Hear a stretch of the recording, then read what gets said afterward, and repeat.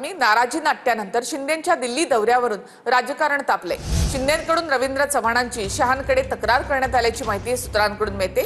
शिंदेंकडून तक्रार करण्यात आली त्यावर शहांनी असं म्हटलं की महाराष्ट्रावर माझं लक्ष आहे, तर मी तक्रारीचा पाढा वाचणारा नाही, लढणारा नेता आहे असं एकनाथ शिंदेंनी म्हटले। तर यावर उद्धव ठाकरे यांनी एकनाथ शिंदे यांच्यावर टीका केली आहे। नाराजी नाट्यानंतर उपमुख्यमंत्री एकनाथ शिंदेंच्या दिल्ली दौऱ्यावरून राजकारण तापलंय। शिंदेंनी भाजप प्रदेशाध्यक्ष रवींद्र चव्हाण यांची शहांकडे तक्रार केल्याची सूत्रांची माहिती आहे। श्रीकांत शिंदेंच्या कल्याण डोंबिवली मतदारसंघात भाजपनं ऑपरेशन लोटस राबवल्यानं दोन्ही पक्षात नाराजी नाट्य सुरू झालं। या नाराजी नाट्यानंतर शिंदेंनी थेट दिल्ली गाठली। शिंदे शहांच्या बैठकीत काय झालं तेही पहा। शिंदेंनी भाजप प्रदेश अध्यक्ष रवींद्र चव्हाण यांची शहांकडे तक्रार केली। कल्याण डोंबिवलीतले शिवसेनेचे नेते पदाधिकारी फोडण्याचं काम रवींद्र चव्हाण करताय अशी तक्रार शिंदेंनी केली। महायुतीत वितुष्ट येईल असं काम चव्हाणांकडून करण्यात येत असल्याची तक्रारही शिंदेंनी केली आहे। आगामी निवडणुकीत याचे परिणाम महायुतीवर होतील असं शिंदेंनी म्हटल्याची माहिती आहे। वैयक्तिक स्वार्थासाठी काही नेते काम करत असल्याचं देखील शिंदेंनी म्हटलंय। महायुतीतली फोडाफोडी थांबवण्याची मागणी शिंदेंनी शहांकडे केली आहे। यावर मला बऱ्याचशा गोष्टी माहिती आहे, माझं महाराष्ट्रातल्या घडामोडींवर लक्ष असल्याचं शहा शिंदेंना म्हटल्याची माहिती सूत्रांनी दिली आहे। तक्रारीचा पाढा वाचणारा रडणारा एकनाथ शिंदे नाहीये, तुम्हाला मी सांगतो। रडणारा नाही, लढणारा आहे। छोट्या मोठ्या तक्रारी राष्ट्रीय पातळीवर आम्ही आणत नसतो। एक कोणतरी गेले बाबा मला मारलं म्हणून दिल्लीला। ही लाचारी जी आहे ना, ही लाचारी का, तर तेच चांगलं जर काही चांगलं शिक्षक मिळालं असतं त्या वयामध्ये तरी परिस्थिती आली नसती। दरम्यान या भेटीनंतर शिंदेंनी पदाधिकाऱ्यांना महायुतीत वितुष्ट येईल असं काम करू नका असं बजावल्याची माहिती आहे। भाजप पदाधिकाऱ्यांचे संभाव्य प्रवेश शिंदेंनी रोखल्याची देखील माहिती आहे। हा कपोलकल्पित या ठिकाणी बातमी केलेली आहे की एकनाथजी नाराज आहे। मला वाटतं की ह्या बातम्या अशा नुसत्या संभ्रम तयार करणाऱ्या आहेत। महाराष्ट्राचे देवेंद्र फडणवीस हे शॅडो मुख्यमंत्री आहेत। महाराष्ट्राचे मूळ मुख्यमंत्री जे आहेत हे अमित शहा आहेत। कुठेतरी हा सरकार महाराष्ट्राचा स्वाभिमान गहाण ठेवून महाराष्ट्रातले निर्णय महाराष्ट्रात न होता हे आता दिल्लीवरून व्हायला लागलेले आहेत। रवींद्र चव्हाणांनी पहिला प्रचार रत्नागिरीमधून सुरू केला त्याबद्दल धन्यवाद अशा शब्दात उदय सामंतांनी रवींद्र चव्हाणांचं कौतुक केलंय। रवींद्र चव्हाण आमच्या सर्वांपेक्षा पदाने आणि मानाने मोठे आहेत असं उदय सामंत म्हणाले।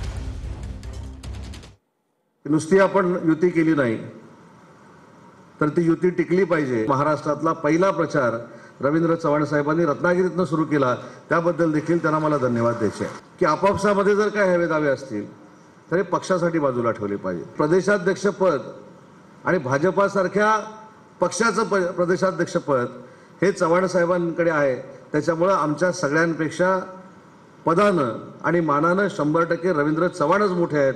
त्याच्यामुळे कोणाच्याही मनामध्ये शंका असण्याची आवश्यकता नाही। नवाब मलिकांवरील आरोपावर भाजप तडजोड करू शकत नाही असं आशिष शेलार म्हणाले आहेत। आमची भूमिका आम्ही वरिष्ठांना सांगितली, आम्ही नवाब मलिक यांच्याबरोबर युती करू शकत नाही असं आशिष शेलार यांनी म्हटलंय। महापालिका निवडणुकीमध्ये नवाब मलिक राष्ट्रवादीच्या प्रचारामध्ये असल्यास मुंबईमध्ये महायुतीत राष्ट्रवादी नको अशी भूमिका आशिष शेलार यांनी घेतली आहे। मुंबई महापालिका निवडणुकीसाठी अजित पवारांची राष्ट्रवादी नवाब मलिकांवर प्रचाराची जबाबदारी देण्याची शक्यता आहे। मलिकांवर राष्ट्रवादीच्या प्रचाराची जबाबदारी दिली आणि मुंबईमध्ये महायुतीत राष्ट्रवादीचा समावेश झाला तर मलिक महायुतीच्या स्टेजवर दिसू शकतात। त्यामुळे मलिकांना जबाबदारी द्यायची असेल तर राष्ट्रवादीच महायुतीमध्ये नको असं शेलार यांनी म्हटलंय।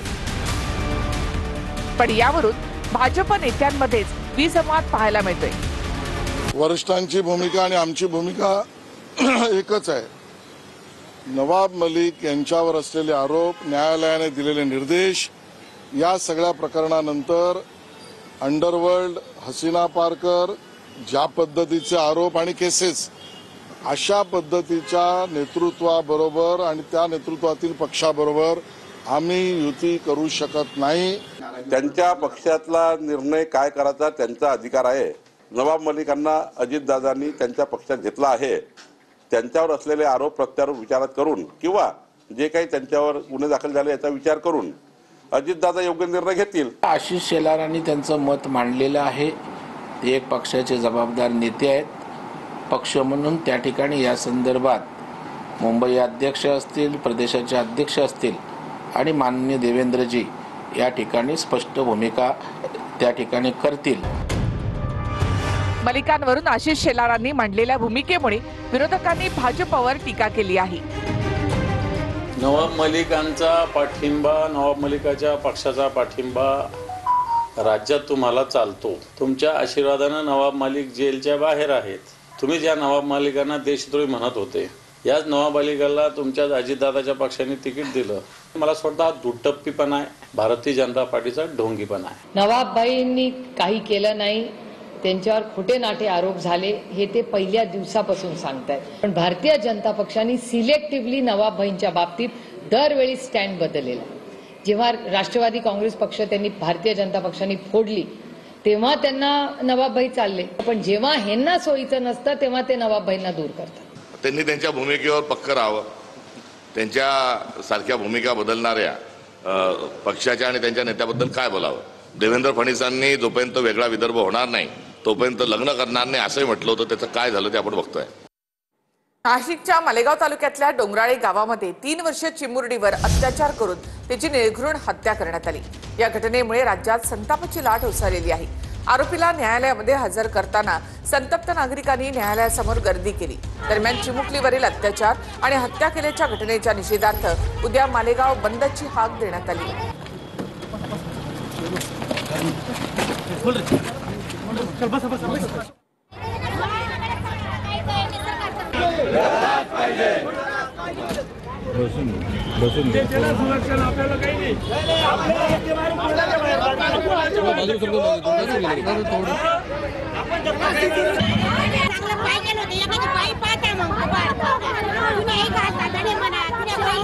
मालेगावमध्ये अत्याचार प्रकरणामध्ये आरोपीला कोर्टात हजर करण्यात येत होतं. त्यावेळेला नागरिकांनी कोर्टाच्या परिसरामध्ये अशी गर्दी केली. महिलाही संतप्त झाल्या होत्या. तरुणांनी या ठिकाणी ठिय्या आंदोलन केलं तर महिलांनी या ठिकाणी रस्ता अडवून धरला. जोरदार घोषणाबाजी या ठिकाणी करण्यात आली. त्याचबरोबर आरोपीला आमच्या ताब्यात द्या अशी मागणी संतप्त महिलांनी केली. राज्याचे सन्माननीय मुख्यमंत्री देवाभाऊ या घटनेवरती लक्ष ठेवून होते. त्यांनी एसपींसोबत संपर्क करून एकही पुरावा हा सुटता कामा नये आणि या सैतानाला फाशीची शिक्षा व्हावी यासाठी सगळेजण प्रयत्न करतायत. आणि ही केस फास्ट ट्रॅक वरती आणि उज्ज्वल निकमांसारख्या अतिशय विधिज्ञांकडे ही केस आपण त्या ठिकाणी सोपवावी यासाठी मी सुद्धा उद्या सकाळी सन्माननीय मुख्यमंत्र्यांची भेट घेणार आहे. परवा त्या गावाचे ग्रामस्थ मी स्वतः माननीय मुख्यमंत्री महोदय, माननीय उपमुख्यमंत्री महोदयांची भेट घेतलेली आहे. फास्ट ट्रॅकवर ती केस चालवली जावी. आरोपीला फाशीची शिक्षा झाली पाहिजे आणि म्हणून वरिष्ठ वकील महोदय ती केस चालवण्याच्यासाठी शासनाच्या वतीने नियुक्त करण्यात यावे अशा प्रकारची मागणी केलेली आहे. माननीय मुख्यमंत्री महोदयांनी त्या संदर्भामध्ये निर्देश त्या ठिकाणी दिलेले आहेत. तर मालेगावच्या डोंगराळेमध्ये नेमकं काय घडलं ते पाहूया. 16 नोव्हेंबर रोजी पीडित मुलगी घराच्या अंगणामध्ये खेळत होती. गावातल्याच विजय खैरनार या 24 वर्षाच्या नराधमाने 3 वर्षाच्या चिमुरडीला चॉकलेटचं आमिष दाखवलं. आरोपी पीडित मुलीला गावातल्या एका टॉवरजवळ घेऊन गेला. टॉवरजवळ तिच्यावर अत्याचार करून विजय खैरनारनं चिमुरडीची हत्या केली. आरोपीनं हत्या करताना पीडित चिमुरडीचा चेहरा दगडानं ठेचला होता. हत्येनंतर आरोपीने मृतदेह झुडपामध्ये फेकून दिला. मुलगी घरातून गायब झाल्याचं घरच्यांच्या लक्षात आलं. त्यानंतर शोधाशोध सुरू झाली. शोध मोहिमेत आरोपी देखील सहभागी होता।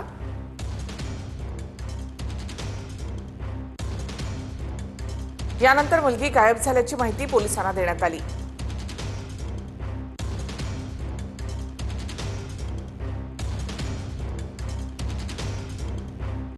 तर जन्मावेळी वाचली, पण तिसऱ्या वर्षी नराधमाने तिचा जीव घेतलेला आहे। पीडित मुलीचा 7व्या महिन्यातच जन्म झाला होता। जन्माच्या वेळी तिचं वजन अवघं 900 ग्रॅम होतं। डॉक्टर आणि कुटुंब यांच्या प्रयत्नामुळे जन्माच्या वेळेला तिचे प्राण वाचले होते, पण वयाच्या 3ऱ्या वर्षी नराधम विजय खैरनारने तिची हत्या केली आहे।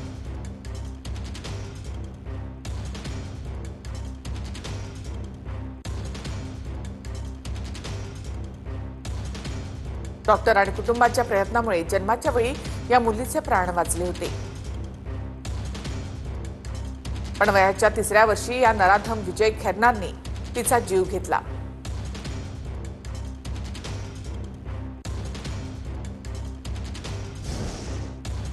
आरोपीला 27 तारखेपर्यंत पोलीस कोठडी सुनावण्यात आलेली आहे।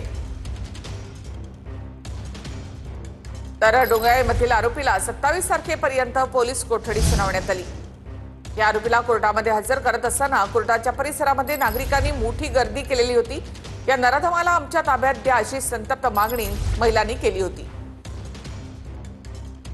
तर या आरोपीला कोर्टामध्ये त्यानंतर आणण्यात आलं नाही, तर व्हीसीद्वारे कोर्टामध्ये हजर करण्यात आलं। या आरोपीला 27 तारखेपर्यंत पोलीस कोठडी देण्यात आली आहे। नागरिकांनी कोर्टाच्या परिसरामध्ये ठिय्या दिल्यामुळे अखेर आरोपीला व्हीसीद्वारे कोर्टामध्ये हजर करण्यात आलं। नगरपालिका आणि नगरपंचायतींच्या रणधुमाळीमध्ये कोणी अर्ज मागे घेतलेत, कुठे आरोप प्रत्यारोप झाले ते आपण पाहूया। अक्कलकोट नगर परिषदेतील नगरसेवक पदाचे काँग्रेसचे उमेदवार सहलीला गेलेत। सत्ताधारी नेते दबाव आणून माघार घ्यायला लावत असल्याचा आरोप काँग्रेसचे तालुका अध्यक्ष मल्लू पाटील यांनी केलाय। प्रभाग क्रमांक 6 मधील उमेदवार निलेश लवटे बुधवारपासून नॉट रिचेबल असल्याचाही दावा यावेळेस करण्यात आलाय। सत्ताधारी भाजपवाल्यांनी लोकांना कोंडीत पकडायचं, त्यांच्यावर दबाव आणायचं हे तंत्र जे चालवलं होतं आणि त्या अनुषंगाने काल आमचं 6 नंबरचं उमेदवार जे भरलं होतं निलेश लवटे, काल संध्याकाळपासून त्याचा फोन स्विच ऑफ झालाय, तो आमच्या संपर्कात नाही आहे। राहता नगरपालिकेचे माजी उपनगराध्यक्ष राजेंद्र पठारे, माजी नगरसेवक सागर लुटे आणि उज्ज्वला होलेंची उद्धव ठाकरेंच्या शिवसेनेतून हकालपट्टी करण्यात आली आहे। या संदर्भात घेतलेल्या पत्रकार परिषदेत शिवसैनिकांना अश्रू अनावर झाले। मविया सामील न होता तसेच पक्षाचा एबी फॉर्म भरल्यानं तिघांवर कारवाई करण्यात आली आहे। एबी फॉर्म चोरल्याचा अनिल देसाईंचा पदाधिकाऱ्यांवर आरोप आहे। या निर्णयामुळे राहता शिर्डी परिसरातील शिवसैनिकांमध्ये मोठी नाराजी निर्माण झाली आहे। यावेळी ठाकरेंच्या शिवसेनेमध्ये बाळासाहेब थोरात यांचा मोठा हस्तक्षेप असल्याचा आरोप नाराज शिवसैनिकांकडून करण्यात आलाय। ही शिवसेना केटी झाली। मला केटी काय झाली मला काही कळलं नाही। केटी म्हणजे शिवसेना कोले आणि थोरात यांच्या इशाऱ्यावर चालणारी शिवसेना। एबी फॉर्म दाखल केल्यानंतर काय थोरात साहेबांनी कोणी काय जादू केली ती त्यांची त्यांना माहिती आहे, पण आज सगळे आम्हाला त्याचं माहिती याची घडली का आमची हकालपट्टी झाली। शिवसेना जिवंत राहावा आणि महाशाल चिन्हावरती निवडणूक लढवावी। मी काय मला स्वतःला उमेदवारी नव्हती मागितली आणि मी आता पण शिवसेना पक्षाचा शेअर समन्वयक आहे, भाजपला लढणारा माणूस आहे। माझ्या हातावर बाळासाहेब ठाकरे। पत्नीला पेट्रोल टाकून जाळण्याचा प्रयत्न करणाऱ्या उमेदवाराला बुलढाण्याच्या चिखली नगर परिषदेतून उमेदवारी देण्यात आली आहे। न्यायालयीन कोठडीत असलेल्या आरोपीने अजित पवार यांच्या राष्ट्रवादीकडून पोलीस संरक्षणात उमेदवारी दाखल केली आहे। विशाल काकडे हा अद्यापही न्यायालयीन कोठडीत आहे। पत्नीचे वाद आहेत आणि त्याच्या पत्नीला जाळण्याचा प्रयत्न त्यांनी स्वतः त्या ठिकाणी केला। या सर्व बाबीची मी माहिती घेतली असता निवडणुकीच्या पार्श्वभूमीवर एक फार मोठं षडयंत्र त्याच्या विरोधात रचलेलं आहे अशी माहिती समोर आलेली आहे आणि त्या दृष्टिकोनातून पोलीसही त्या ठिकाणी तपास करीत आहे। हिंगोलीमध्ये वॉर्ड क्रमांक 16B मधून भाजपच्या उमेदवारानं माघार घेतली आहे, तर शिंदेच्या शिवसेनेचे आमदार संतोष बांगर यांनी भाजपचा उमेदवार पळवल्याची चर्चा होतीये। बैठकीत ठरलं फोडाफोडी करायची नाही, तरी हिंगोलीमध्ये आता भाजपचाच उमेदवार पळवल्याची चर्चा होतीये. अमरावतीच्या चिखलदरा नगर परिषद निवडणुकीमध्ये मुख्यमंत्री फडणवीसांचे मामेभाऊ आल्हाद कलोती बिनविरोध निवडून आलेत. काँग्रेसचे उमेदवार शेख इर्शाद शेख जमीर तसेच नथू खडके आणि 9 उमेदवारांनी उमेदवारी मागे घेतली आहे. यावेळेस आल्हाद कलोती यांच्यासोबत असलेल्या रवी राणांच्या फोनवर फोन करत मुख्यमंत्री फडणवीसांनी आल्हाद कलोती यांना शुभेच्छा दिल्यात. बारामती तालुक्यातील माळेगावात शरद पवारांच्या राष्ट्रवादीचे शहर अध्यक्ष नितीन तावरे यांना मारहाण झाली आहे. जयदीप तावरेंच्या लोकांनी मारहाण केल्याचा आरोप नितीन तावरेंनी केलाय. तर जयदीप तावरेंनी मात्र षडयंत्र असल्याचं म्हणत आरोप फेटाळून लावलेत. पहिल्यांदा मला आई बहिणीनेच शिवाय द्यायला सुरुवात केली. लय पॅनल उभा करतोय काय कसा उभा राहतोय बघतोय. मागच्या वेळेस एकदा वाचला आता कसा वाचतोय तीच बघतो म्हणून सुरुवात केली मारायला. त्यातल्या एक जणांनी धरलं आणि दुसऱ्या जण मारलं. पण मी त्याच्या प्रतिकारक्रिया केल्यानंतरच मी मला बचावलं. माझ्याबद्दल फेक नेरेटिव्ह पसरवण्याचा प्रयत्न चालला आहे. ते विरोधी गटातले उमेदवार आहेत त्यांना दिसतंय की त्यांचा विजय होणार नाही. त्यामुळं हे चुकीच्या पद्धतीचे फेक नेरेटिव्ह पसरून मला बदनाम करण्याचा प्रयत्न आहे. कोल्हापूर जिल्ह्यातील कागल नगरपालिका निवडणुकीतील चुरस वाढतच चालली आहे. राजकीय वैर विसरून मंत्री मुश्रीफ आणि शाहू ग्रुपचे समरजित सिंह घाटके एकत्र आलेत. दोघांच्या एकत्र येण्यानं एकाकी पडलेले शिंदेच्या शिवसेनेचे माजी खासदार संजय मंडलिक यांच्या मदतीला पालकमंत्री प्रकाश आबिटकर आलेत. कागलच्या या निवडणुकीत भलताच रंग चढला असून अर्ज माघारी मुदत संपून गेल्यानंतरच उमेदवार कागलमध्ये दिसणार आहेत. आणि वेळेनंतर आणखी एक महत्त्वाची बातमी. मुंबईतील 36 विधानसभा मतदारसंघातील प्रत्येकी 2 जागा मनसेला देण्याचा प्रस्ताव असल्याचं सूत्रांकडून कळतंय. ठाकरेंच्या सेनेच्या वरिष्ठ नेत्यांमध्ये या फॉर्म्युल्यावर प्राथमिक सहमती झाल्याची देखील माहिती मिळते. मनसेकडनं महत्त्वाच्या मतदारसंघात किमान 3 जागांची मागणी करण्यात आली. ठाकरेंची सेना मनसेला 70 जागा देण्याच्या तयारीत आहे. यामध्ये वरळी, शिवडी, दादर, माहीम या ठिकाणी मनसेकडनं अधिक जागांची मागणी केली जाईल अशी माहिती सूत्रांकडून मिळते. महत्त्वाची बातमी आहे. तामिणी घाटामध्ये थार गाडीमध्ये कोसळल्याची घटना समोर आली. या घटनेमध्ये 6 जणांचा मृत्यू झालाय. थार गाडी सुमारे 500 ते 600 फूट दरीमध्ये कोसळली आहे. ही घटना 2 दिवसानंतर उघडकीस आली आहे. अपघातामधील सर्व तरुण हे पुण्याच्या उत्तम नगरमधले रहिवासी होते. ड्रोन कॅमेऱ्याच्या सहाय्यानं या ठिकाणी शोध सुरू झाल्यानंतर थार दरीमध्ये कोसळल्याचं स्पष्ट झालंय. तामिणी घाटामध्ये थार कोसळली. यामध्ये 6 जणांचा मृत्यू झालाय. रायगड जिल्ह्यातल्या तामिणी घाटामध्ये एक थार 500 फूट खोल दरीमध्ये कोसळल्याची घटना घडली आहे. थार चालकाचं वाहनावरचं नियंत्रण सुटलं आणि त्यामुळे कार थेट दरीमध्ये कोसळली. मंगळवारी रात्री हा अपघात झाला असून नातेवाईकांनी शोधाशोध सुरू केल्यानंतर आज ही घटना उघडकीस आली आहे.